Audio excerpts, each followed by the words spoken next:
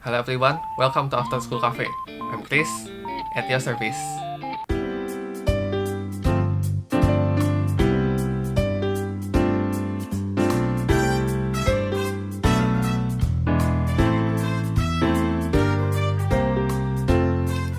Halo teman-teman, kita ketemu lagi di channel ini.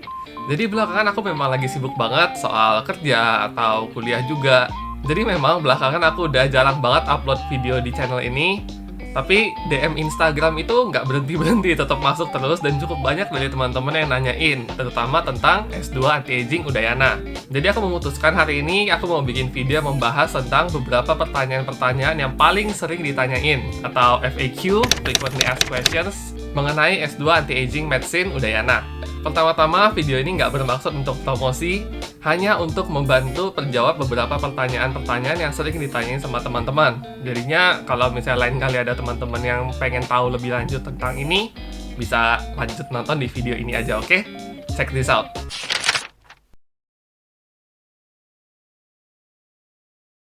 Pertanyaan pertama yang aku rasa cukup abstrak adalah, masuk S2 Anti-Aging Udayana tuh susah atau enggak sih?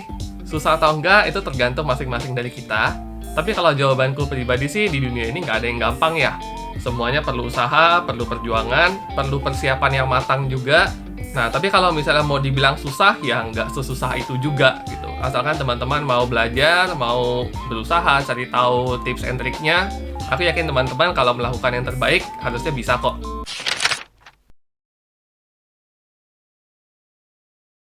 Pertanyaan kedua yang sering ditanyain juga adalah, untuk masuk S2 Anti-Aging Udayana, apa aja sih yang perlu kita siapin? Syarat-syaratnya apa aja sih? Kalau untuk persyaratan khusus sebenarnya sih nggak ada ya. Lalu untuk lebih lengkapnya lagi, teman-teman bisa coba cek di websitenya Program Pascasarjana Udayana di pps.unud.ac.id. Nah, ini teman-teman bisa cek perkembangan infonya di sana. Juga ada jadwal ujiannya kapan, kalau buka pendaftaran kapan, terus bahan-bahan apa aja yang perlu disiapin, dokumen-dokumennya. Tapi sebenarnya sih nggak terlalu banyak yang aneh-aneh dan ribet-ribet, simpel-simpel aja. Yang paling penting ya kayak CV, STR, ijazah, itu kan dokumen-dokumen standar ya. Yang agak lebih ribet, yang mungkin agak membingungkan juga, ini cukup banyak ditanyain sama teman-teman. Yang pertama adalah soal surat rekomendasi.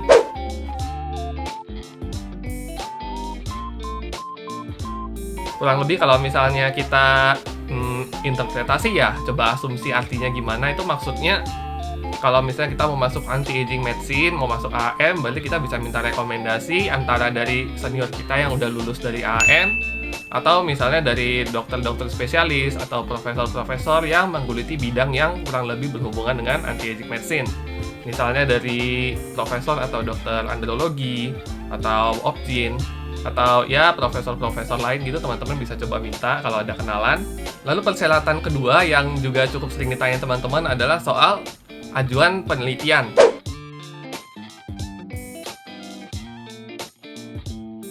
Nah, di websitenya Udayana, tulisan persyaratannya itu adalah contoh ajuan penelitian sesuai dengan bidang yang bersangkutan. Nah, jadi misalnya teman-teman mau masuk ke anti-aging medicine, jadi teman-teman harus bisa bikin ajuan penelitian, itu maksudnya proposal ya. Jadi proposal penelitian yang topiknya kurang lebih ya nyerempet-nyerempet dengan soal anti-aging medicine.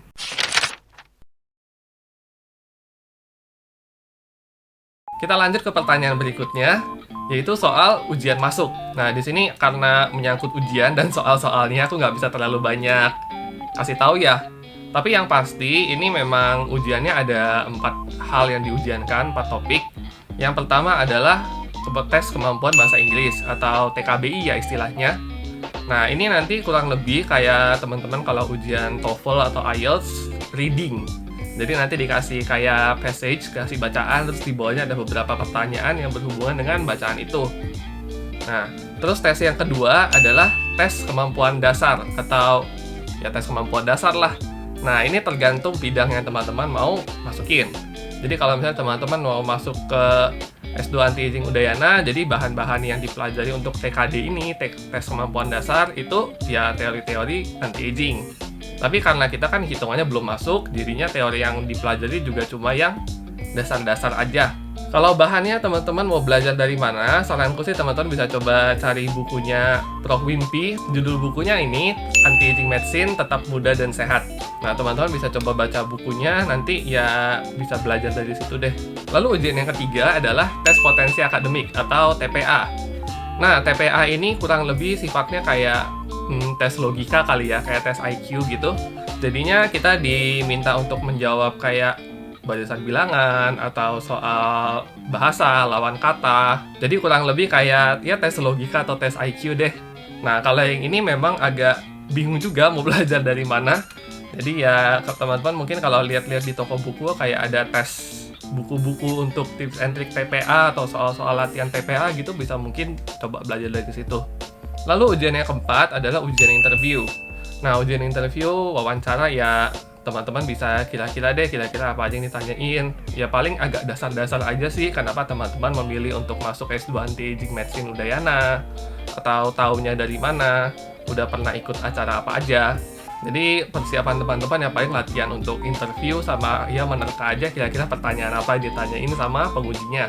Jadi totalnya itu ada 4 ujian tadi ya teman-teman. Yang pertama tes kemampuan bahasa Inggris, terus ada tes potensi akademik yang kayak tes IQ, terus ada tes kemampuan dasar yang teori anti-aging, sama tes interview atau wawancara.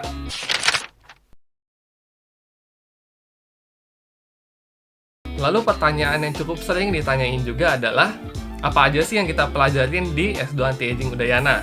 Terus terang karena aku baru 1 semester, ini baru masuk semester 2, jadi aku coba bisa kasih tahu apa yang udah kita pelajarin di semester 1 dan akan dipelajari di semester 2. Di semester 1 kita lebih banyak membahas soal biologi molekuler, genetika, atau soal statistik untuk membantu proses penyusunan tesis ya atau penelitian kita nantinya. Sedangkan untuk di semester 2 dan ke atas itu baru lebih banyak tentang teori-teori anti-aging medicine dan kedokteran. Jadi misalnya yang berhubungan dengan endokrin atau hormonal, atau soal seksologi, atau kedokteran estetika, atau kedokteran olahraga, nutrisi. Nah, itu lebih banyak kita pelajari di semester 2 ke atas. Jadi di semester 1 kita lebih fokus ke basicnya dulu, dan semester 2 baru kita masuk lebih dalam ke ilmu anti-aging medicine-nya.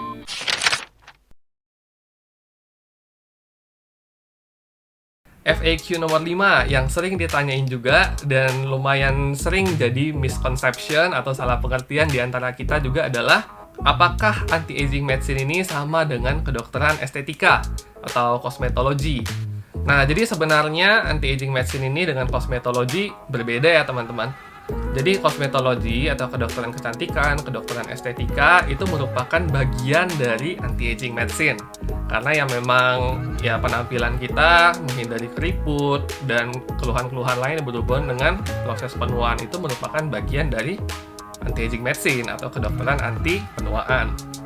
Nah, ini juga berkaitan dengan pilihan karirnya.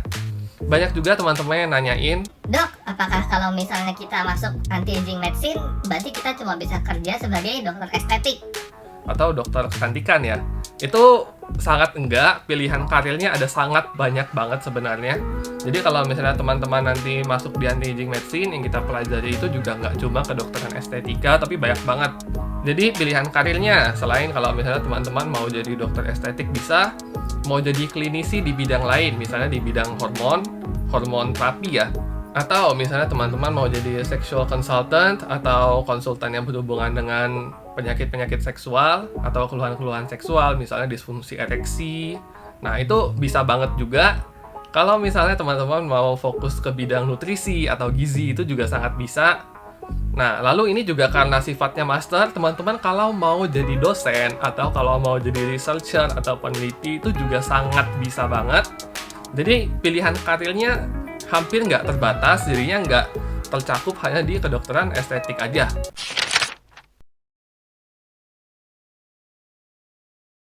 Pertanyaan terakhir, ini juga sering banget ditanyain adalah, apa kalau misalnya kita ngambil S2 Anti-Aging Udayana, kita bisa sambilan kerja atau enggak?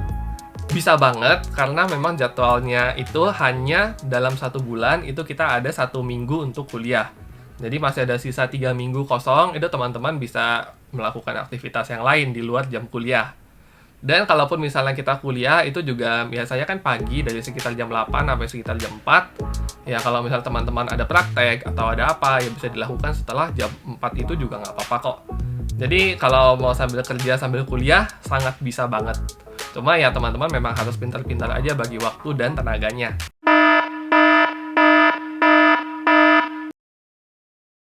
Oke teman-teman, jadi itu tadi beberapa pertanyaan yang cukup sering masuk ke DM-ku, tapi ada beberapa catatan yang harus aku kasih tahu ke teman-teman. Terutama karena kelasku ini bisa dibilang cukup spesial ya, karena aku masuk ke S2 Anti-Aging Udayana ini di tengah situasi pandemi COVID-19. Jadi hal spesial yang pertama adalah sistem perkuliahannya, di mana saat ini aku kuliahnya masih online. Jadi udah berjalan 1 semester, dan ini nanti semester 2 juga bakalan masih online. Jadinya ya kita kuliahnya lewat meeting room gitu di laptop. Dan hal spesial yang kedua adalah waktu tahun 2020, di tahun aku masuk itu, ujian masuknya hanya dilakukan 1 kali. Padahal biasanya dalam 1 tahun itu mereka bisa melakukan ujian masuk hingga 2 kali. Nah, jadi untuk periode berikutnya di tahun 2021 ini, aku saranin teman-teman untuk ngecek website program Pascasarjana Udayana secara berkala. Ini websitenya ada di sini, pps.unut.ac.id. Nah, di website inilah nanti Udayana akan memberikan pengumuman, atau kalau misalnya mereka buka pendaftaran, nah syarat-syaratnya ada apa aja itu juga ada di website ini. Tapi teman-teman sebaiknya ngecek secara berkala, terus habis itu benar-benar diliatin sampai ke bagian pengumuman-pengumuman yang di bawah-bawahnya. Karena ya mungkin aja kelewatan gitu kalau misalnya teman-teman cuma lihat di bagian headline atau di mananya. Oke teman-teman, sekian dulu untuk video hari ini. Mudah-mudahan bisa memberikan informasi untuk kita semua. Kalau teman-teman ada yang pengen ditanyain lagi, bisa langsung komen di video ini, atau misalnya mau chat langsung di Instagram, DM juga boleh. Kalau teman-teman suka dengan video ini, bisa tolong like, subscribe, dan nyalakan loncengnya supaya teman-teman ternotifikasi kalau ada video baru. As always, stay bright and coffeetive.